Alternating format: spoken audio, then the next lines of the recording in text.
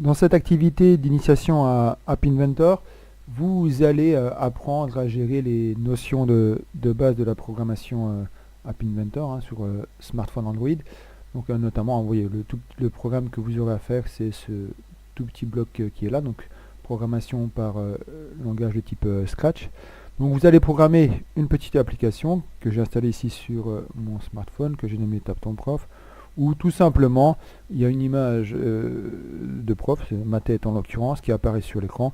Vous tapez une fois dessus, hop, vous m'avez touché une fois, le texte qui apparaît, et puis le texte indique combien de fois vous m'avez tapé dessus, et puis au bout de 5 fois, je suis encore plus mal, l'image change. Donc voici un peu le but de ce tout petit jeu.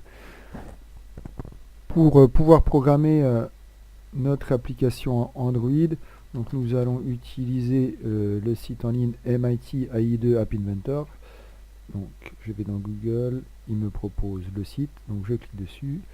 Donc vous, pour une première connexion, vous devrez renseigner notamment une adresse Gmail. Donc moi, je suis déjà connecté, donc j'arrive directement à mes projets. Mais dans votre cas, pour une première fois, donc il faut créer une adresse Gmail. Puis lorsque vous arrivez sur MIT AI2 App Inventor, vous renseignez cette adresse Gmail. C'est un passage obligé. On va donc commencer un nouveau projet. Donc, nouveau projet auquel on va donner un nom. Donc ici, allez hop, tape ton prof. Donc la page va se charger. On arrive sur la page designer. On peut changer en haut à droite la langue. Ici, je suis déjà en français, donc j'y reste. Dans notre projet, nous, on va commencer par donner une instruction. Donc pour ça, on insère un objet texte, en fait label. Et puis, on va donner l'instruction tape sur le prof. Donc, on a inséré dans la page designer un objet texte et on retrouve dans la fenêtre de droite les propriétés qui sont affectées à cet objet.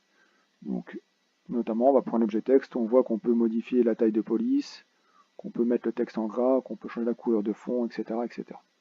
On va se contenter ici de ces petites modifications.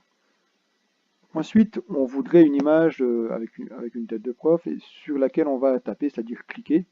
Donc il y a plusieurs objets App Inventor qui peuvent faire ceci.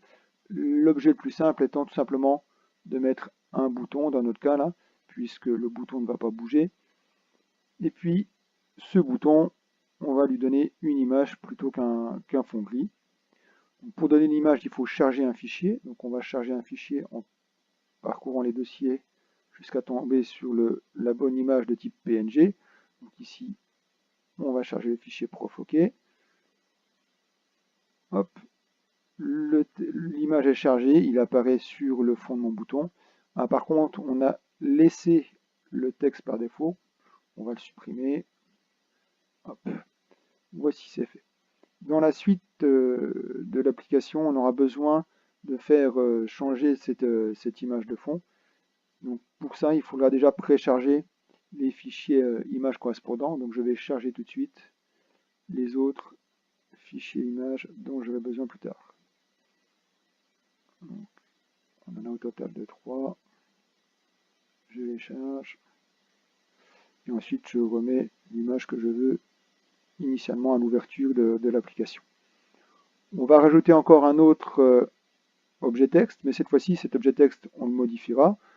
Donc, pour l'instant, dans la propriété, je vide le texte par défaut. Et puis, on modifiera par programmation cette fois-ci. Petite remarque, chacun des objets qu'on a donnés ont été affectés par un nom par défaut.